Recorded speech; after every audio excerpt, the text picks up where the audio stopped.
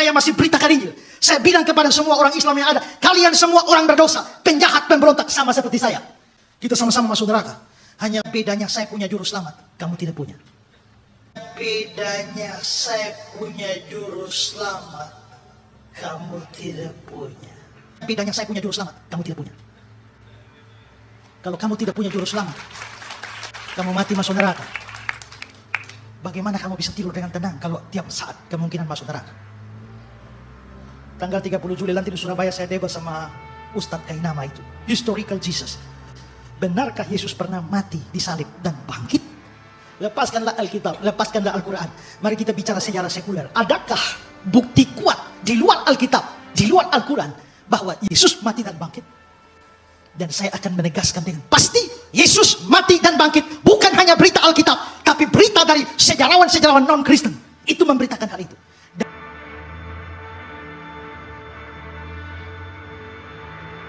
Halo. Saya akan menyampaikan firman Tuhan dalam kebaktian yang sekarang dan yang kebaktian yang berikutnya. Sekarang saya akan menyampaikan full khotbah, tapi dalam kebaktian yang nanti saya akan buka acara tanya jawab. Ya, jadi kalau saudara mau ikut boleh. Setelah kebaktian ini ada acara tanya jawabnya bebas. Boleh tanya apa saja.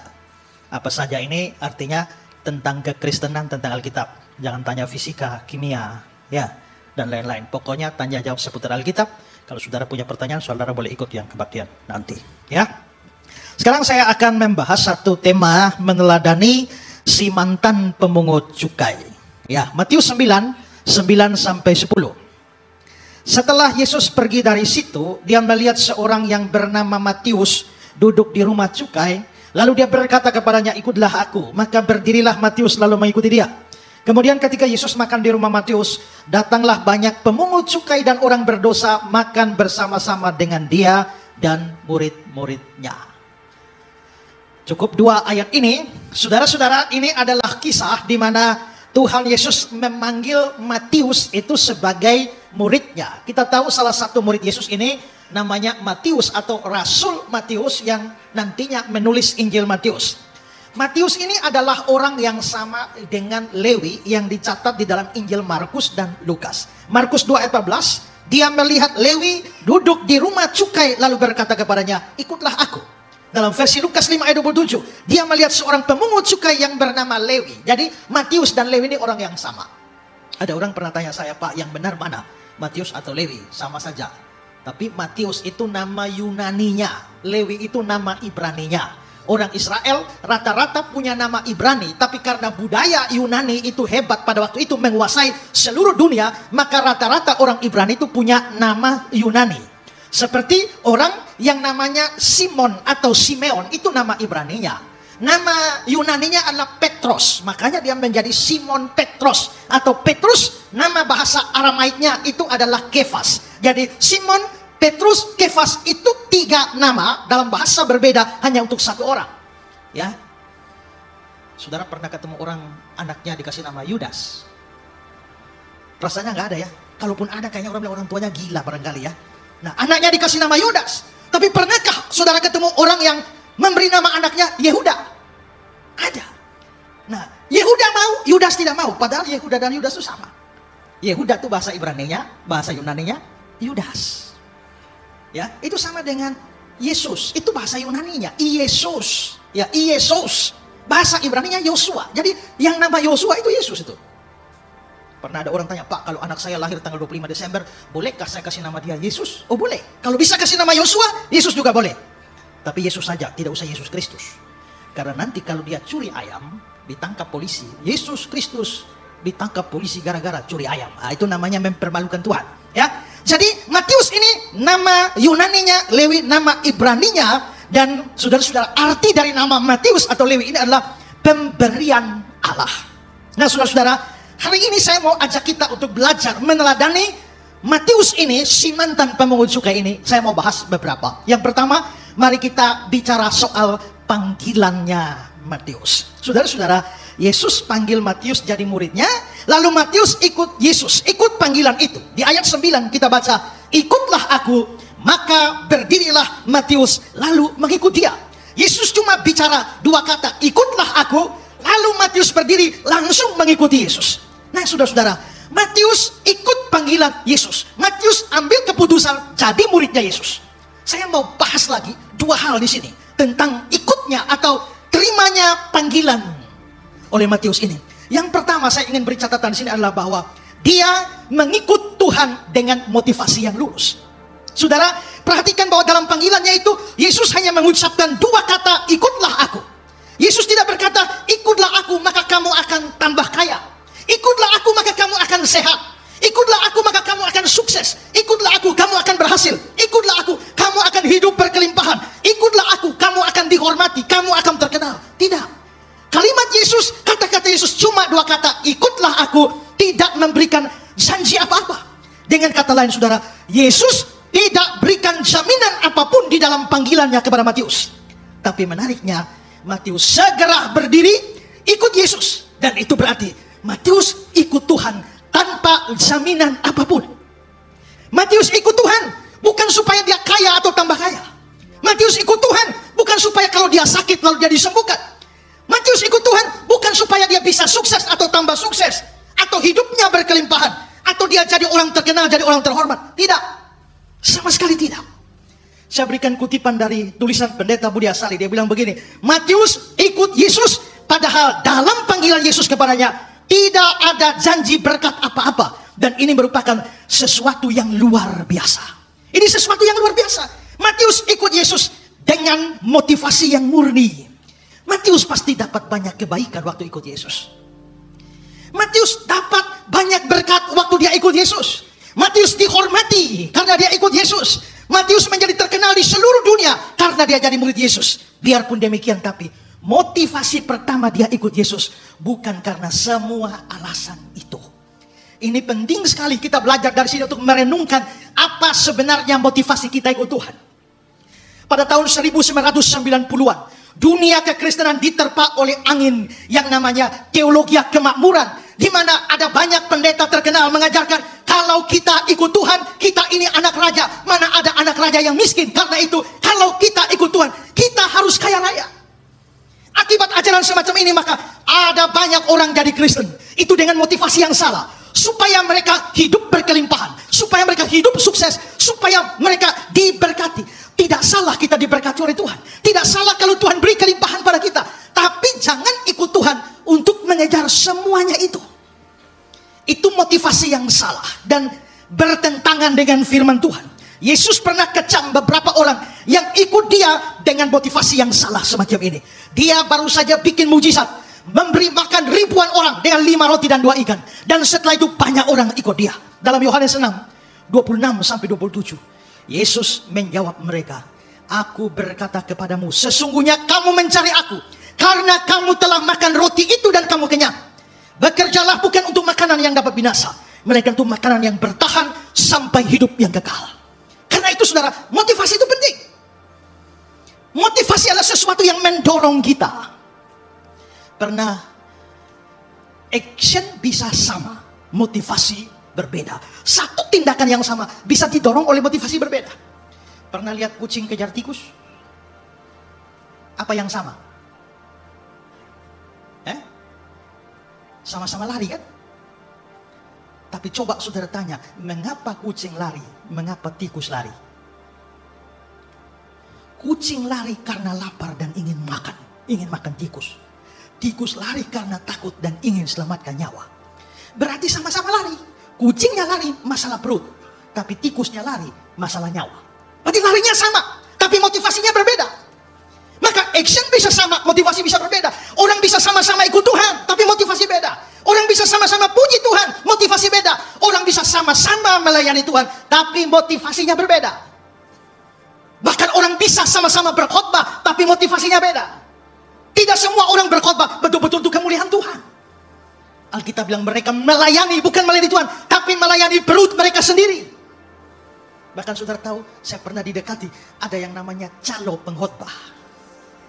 Jadi kerjanya hanya untuk lihat pendeta terkenal. Dia pergi nawar di gereja sana, nawar di gereja sini, nawar di gereja, menawarkan. Tapi nanti kalau persembahan kasihnya 70-30. Tapi ada pendeta yang saking ingin dicaloin, dia bilang bahkan kasih turun 50-50. Maka kita bisa lihat ada banyak orang bahkan melayani pun dengan motivasi yang salah. Ikut Tuhan dengan motivasi salah. Tuhan pasti berkati. Tuhan bisa membuat kita sukses. Bahkan Tuhan bisa bikin kita berkelimpahan. Tapi jangan itu motivasinya. Motivasi kita harus lurus. Seperti Matius yang gak dapat janji apa-apa. Ikutlah aku. Langsung ambil keputusan. Ikut Tuhan. Karena kalau saudara motivasi miring ikut Tuhan. Saudara, kalau keinginan saudara tidak terjadi, saudara bisa murtad. Saya ikut Tuhan supaya saya sembuh. Tahu-tahu tidak sembuh. Kan tidak selamanya Tuhan mau sembuhkan.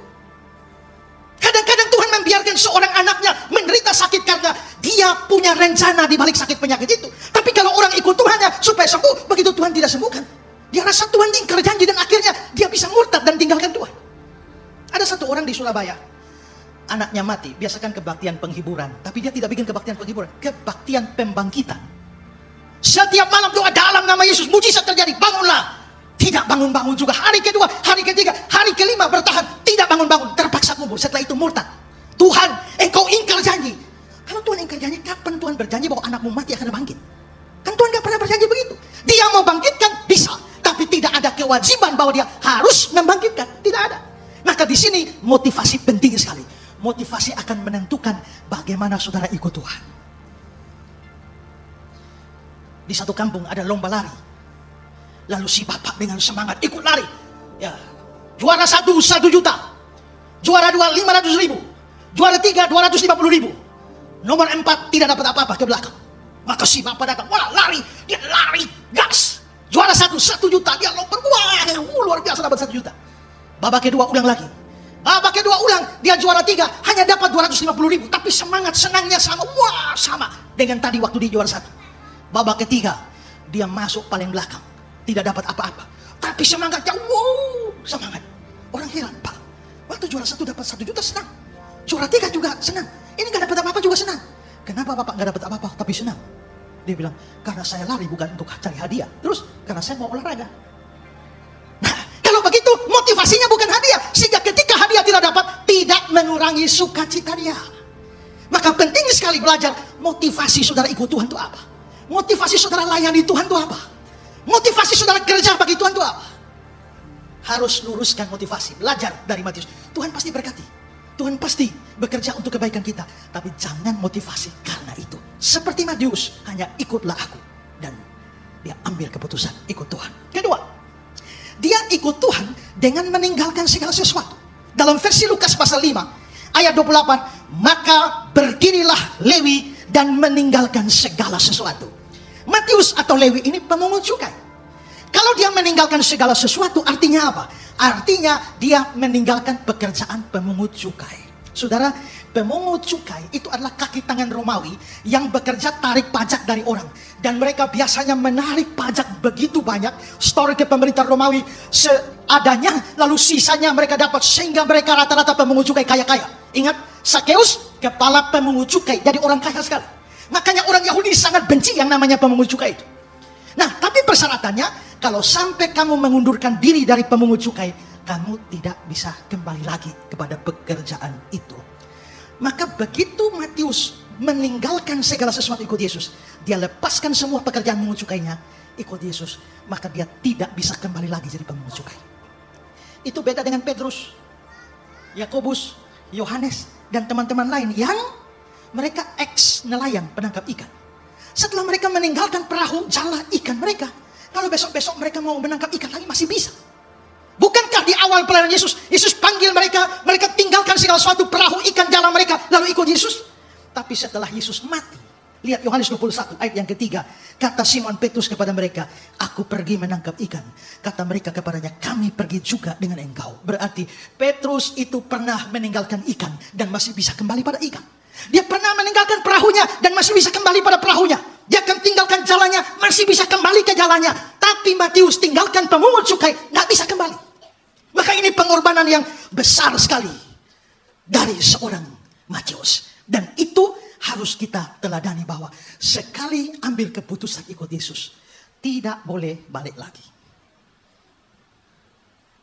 I have decided to follow Jesus. No turning back. No turning back. Tidak bisa kembali lagi.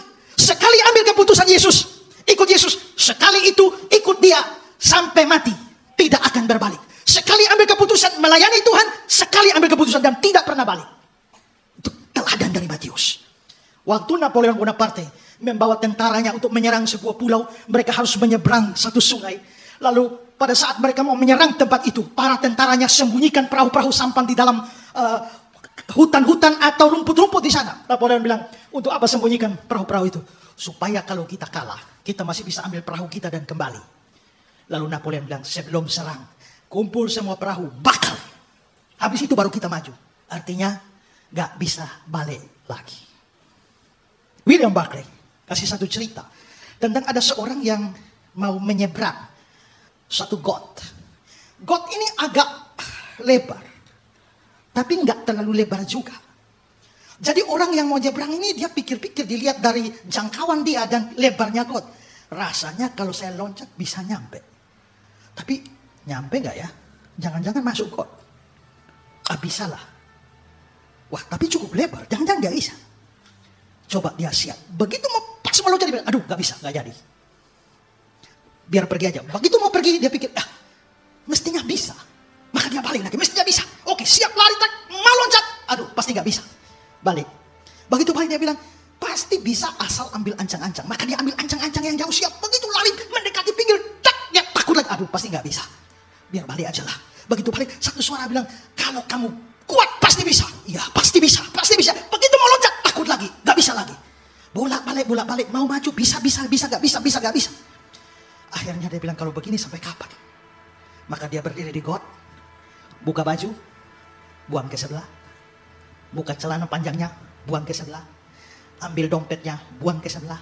Sepatu sandal, buang ke sebelah. Baru dia berdiri. Sekarang apapun terjadi, gak boleh pulang. Karena apa? Dompet, sepatu, sandal, baju, celana sudah di sana. Maka hanya ada satu jalan. Lompat, maju, dan tidak ada jalan pulang. Ambil keputusan ikut Tuhan itu begitu. Sekali ambil keputusan, tetap ikut Yesus. Kalau saudara ambil keputusan seperti itu, sekali ambil keputusan ikut Yesus, tetap ikut Yesus. No turning back. Saudara tidak mungkin jadi mualaf. Amin.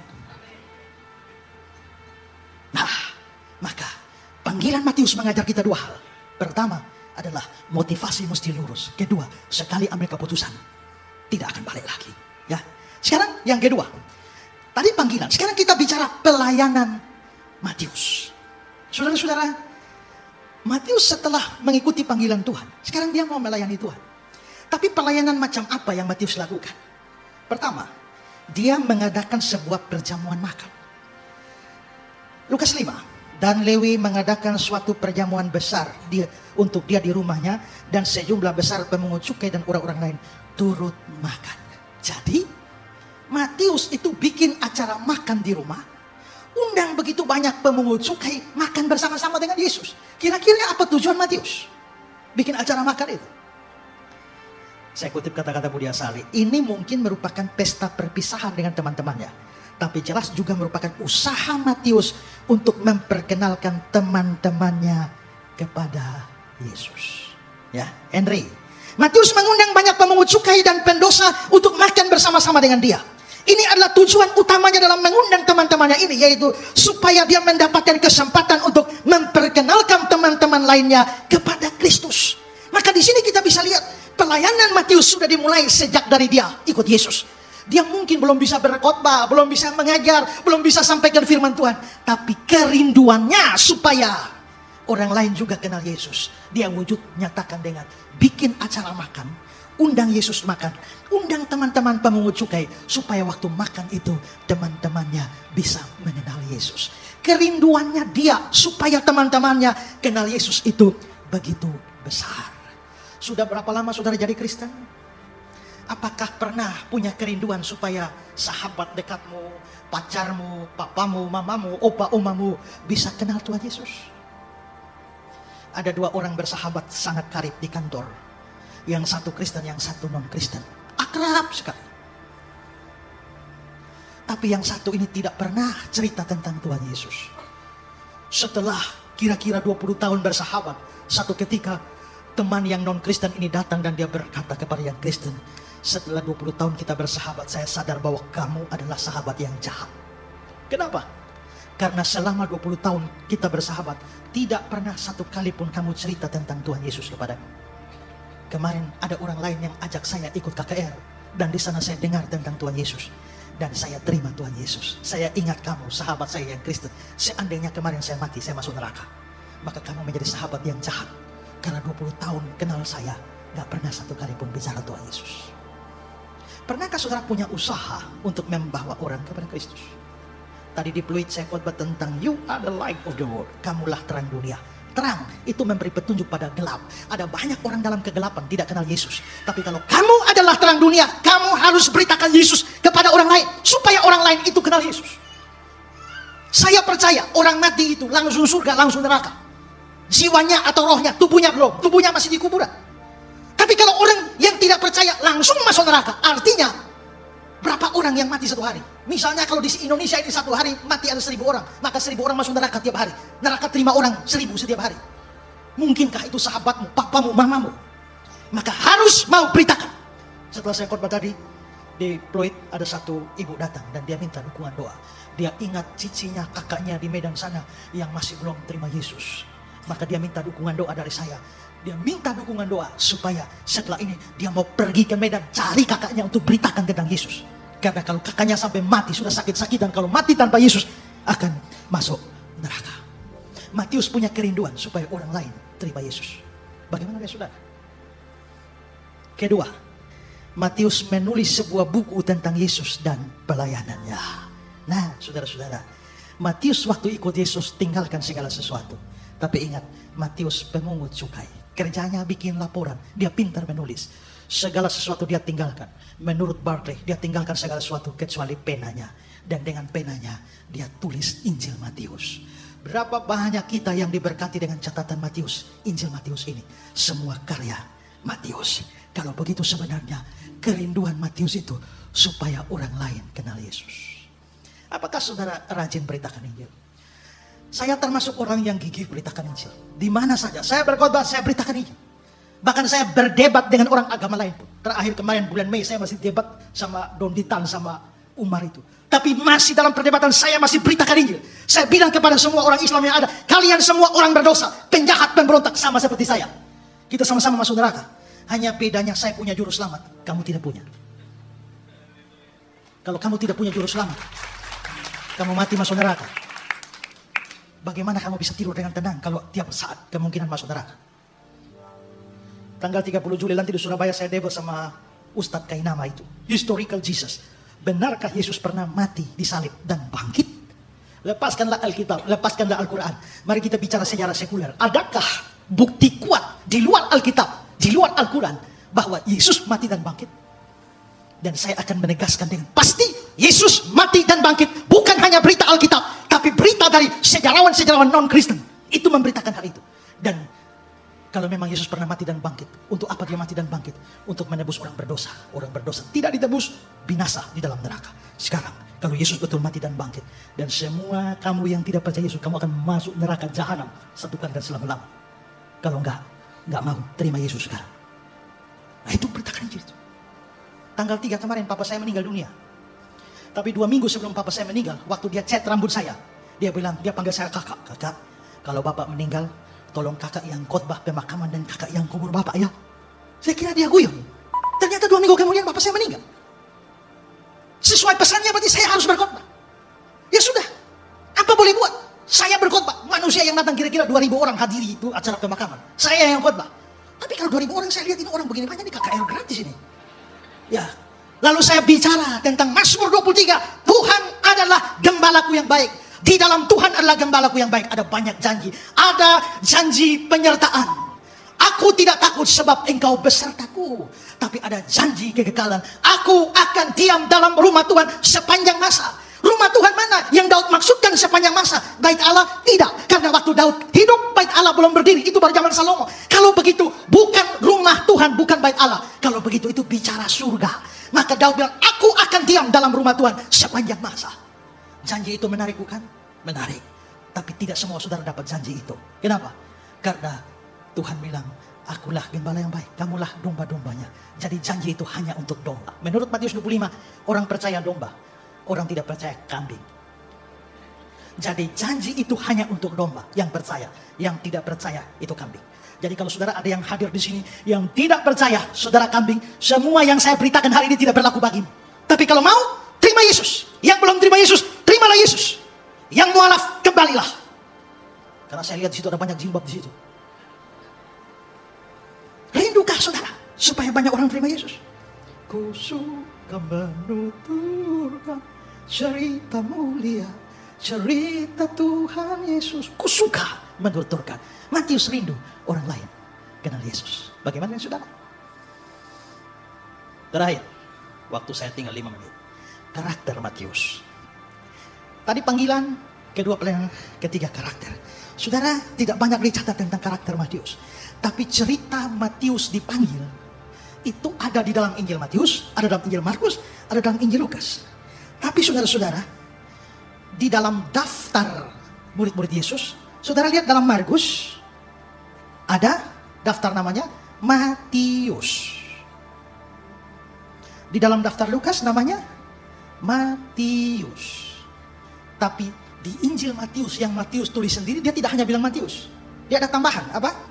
Matius, pemungut cukai. Saudara, pemungut cukai itu orang paling dibenci masyarakat. Ingatlah itu orang Farisi berdoa, Tuhan, aku berpuasa 3 kali, aku tidak merampok, aku tidak membunuh, aku tidak seperti pemungut cukai ini. Itu pemungut cukai itu orang dibenci, jelek itu. Tapi waktu Markus mencatat nama murid-murid, dia bilang Matius. Lukas mencatat dia bilang Matius. Tapi sampai Matius menulis sendiri, dia bilang Matius, tidak titik. Matius pemungut cukai. Saudara, seandainya saya Matius, mungkin minimal kalau mau pakai pemungut cukai, saya bilang Matius mantan pemungut cukai. Tapi dia nggak taruh mantan, dia tetap taruh pemungut cukai. Kenapa?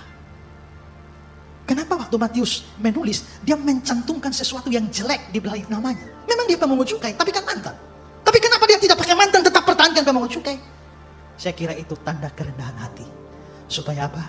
Supaya nanti kalau sudah jadi orang hebat, dia sadar dia itu dulunya pemungut cukai. Jangan sombong. Ya, orang seringkali lupa daratan. Setelah dia berhasil, sukses, terkenal, lupa. Tapi yang menarik adalah ada fakta lain. Waktu Tuhan Yesus mengirim murid-muridnya dia utus murid-murid dua-dua, berpasang-pasangan. Sekarang lihat versi Markus. Markus, ya, kalau itu kan Simon Petrus sama Andreas, Filipus sama Bartolomeus, lalu Matius, Thomas. Matius, Thomas. Matius dulu baru Thomas. Dalam versi Lukas, Matius, Thomas. Tapi versi Matius sendiri apa? Thomas, Matius. Dia balik. Ini Matius, Thomas, Matius, Thomas, sampai Matius dia balik. Thomas duluan baru dia. Rupanya Matius ini tidak mau menonjol. Ya. Kalau Markus dan Lukas menempatkan Matius nomor 1, baru Thomas. Tapi Matius sendiri, dia taruh Thomas nomor 1, baru dia nomor 2. Ini karakter luar biasa. Dia rela menempatkan diri nomor 2. Ada banyak orang sukar ada di tempat nomor 2. Itulah sebabnya kekacauan terjadi banyak. Karena semua mau nomor 1. Termasuk di pelayanan juga. Ada banyak orang mau nomor 1, nomor 2. Susah orang menempatkan diri nomor 2. Itulah sebabnya pelayanan kacau. Bagi Matius, gak peduli siapa lebih dulu. Thomas lebih dulu, gak apa-apa. Yang penting pekerjaan Tuhan bisa jalan. Matius punya kerendahan hati yang luar biasa. Saya mau tutup ini dengan satu cerita. Saudara, saya ini berkhotbah sudah dari kelas 2 SMP. Kelas 1 SMA saya sudah berkhotbah. Lalu saya sekolah teologi sudah selesai, S1. Lalu sudah kuliah juga S2. Setelah itu, saya sendiri menulis buku sudah sangat banyak. Itu saya menulis buku kira-kira sampai sekarang mungkin 300-400 buku. Tapi beberapa tahun yang lalu kira-kira 200 buku saya sudah nulis. Setelah itu saya jadi pembicara di radio-radio di sana, bikin acara tanya jawab. Saya juga dosen sekolah teologi. Nah, satu hari ada satu gereja dari Surabaya. Itu mau mission trip ke wilayah NTT, tempat saya sana. Nah, mereka lalu kontak teman mereka yang adalah rekan dosen saya. Kami mau mission trip. Ya, tolong cari tempat. Tapi karena teman mereka itu yang juga teman saya, itu bukan orang NTT, dia nggak tahu tempatnya. Lalu dia minta saya, Pak Isra, ini ada teman-teman saya dari gereja Surabaya mau mission trip. Bolehkah Bapak cari tempat? Oke. Akhirnya saya cari di satu pulau tempat, dapat. Dan sekian lama saya tidak pernah berkomunikasi sama orang gereja Surabaya. Yang berkomunikasi cuma sahabat perantara ini. Saya cuma kenal teman saya. Gereja Surabaya cuma kenal teman saya ini. Tapi saya dan Surabaya tidak berkenalan. Tapi saya bantu. Lalu tibalah saatnya mission trip. Datang saudara, kan harus naik perahu dari Kupang, naik kapal dari Kupang. Jadi saya juga santai saja karena mau naik kapal, ngapain pakai celana panjang, saya pakai kaos, celana pendek, sepatu olahraga dan mau naik kapal. Mungkin karena tampang saya tidak meyakinkan. Ada anggota gereja sana yang mungkin lihat saya ini kayak pembantu begitu. Dia bilang, nih tolong bawa tas saya ya. Akhirnya saya terima tas dia, saya bawa. Jalan lagi tiba-tiba orang lain lihat kalau saya bawa tas, dia bilang, ini sekalian dengan akuannya. Maka saya pikul lagi akuan di sini, sampai sana, titip ya. Dan titip, maka saudara bayangkan saya bawa barang-barang mereka banyak tuh, capek sekali naik kapal. Tapi saya masih sabar. Sampai di kapal, begitu kapal jalan, mereka mulai buka, makan dan minum. Saya duduk di situ, mereka bagi-bagi makan dan minum. Saya tidak dibagi. Dan saya lihat ini, orang tidak tahu diri nih ya. Begitu turun di pelabuhan yang satu, itu harus transit. Jadi turun di pelabuhan, naik jalan darat. Begitu turun, mereka sudah ada connect dengan gereja di situ. Maka di situ mereka turunkan sejumlah barang mereka. Tolong ya, itu mas-mas itu barangnya turun. Saya ikut juga. Saya ikut juga, makan siang, semua makan. Tidak ada yang tunggu saya makan. Sampai pas mau jalan, baru pendetanya datang. Mau makan ya? Saya mau. Lalu saya dikasih makan. Setelah itu sampai di sana, mereka juga nggak tahu saya siapa. Saya juga biarkan saja. Dan sampai di sana kan untuk mandikan susah. Jadi itu mesti ambil air tarik dari sumur. Dan tiap hari pertama mereka perintah saya tarik air dari sumur. Saya tarik juga kasih, tapi saya sudah dongkol dan saya jengkel. Teman saya yang jadi perantaran, apa mereka? Dia nggak bisa bilang pada mereka saya ini siapa. Hari kedua mereka perintah saya lagi untuk ambil air untuk mandi mereka. Memasuki hari ketiga saya nggak tahan. Saya panggil teman ibu. Saya cerita semua detail mulai dari pelabuhan sampai sekarang. Dan ibu, menurut saya teman-teman ibu ini kurang ajar semua. Saya minta ibu tolong kumpul mereka dan kasih tahu saya siapa. Ya, jelas kasih tahu saya siapa. Tidak boleh tambah, tidak boleh kurang. Maka diadakanlah pertemuan saat itu. Dan ibu itu berkata, saudara-saudara, perkenalkan ini adalah pendeta Esra Syuhru. Beliau adalah pendeta di salah satu pendeta di gereja Kota Kupang ini. Beliau sudah bergelar master pendidikan. Dia adalah dosen homiletika, ilmu berkhotbah, dosen hermeneutika, ilmu tafsir, dosen apologetika dan dogmatika di Sekolah Tinggi Teologi Injili. Beliau telah menulis kira-kira 200 buku dan beliau menjadi pembicara. Waktu ibu itu ngomong, saya dalam hati sedang membuka telinga dan dengar semua baik-baik saya siapa. Dan habis itu mereka datang minta maaf karena telah memperlakukan saya tidak adil. Tapi setelah itu saya puas, tapi saya pikir, aduh Tuhan, ternyata rendah hati itu susah ya. Saya bilang, Tuhan ampuni saya karena belum bisa seperti Tuhan. Karena Tuhan, walaupun dalam rupa Allah, tidak menganggap Israel dengan Allah sebagai milik yang dipertahankan. Melainkan merendahkan diri, mengosongkan dirinya, menjadi sama dengan manusia, bahkan menjadi seorang hamba, taat dan sampai mati, bahkan mati di kayu salib. Itu turun lagi. Tapi gara-gara turun-turun itulah sebabnya Allah meninggikan dia dan mengaruniakan kepadanya nama di atas segala nama. Siapa yang merendahkan diri akan ditinggikan. Sayangnya saya masih gagal hari itu. Dan selalu berjuang. Ku mau sepertimu Yesus, disempurnakan selalu. Belajar dari Matius, panggilannya motivasi lurus. Dan sekali ambil keputusan ikut Tuhan, gak pernah balik. Pelayanannya selalu rindu orang lain kenal Tuhan Yesus. Dan karakternya dia orang yang rendah hati dan membiarkan orang lain di depan. Filipi 2 ayat 3. Hendaklah dengan rendah hati yang seorang menganggap yang lain lebih utama daripada dirinya sendiri. Dari Matius kita belajar punya hati seorang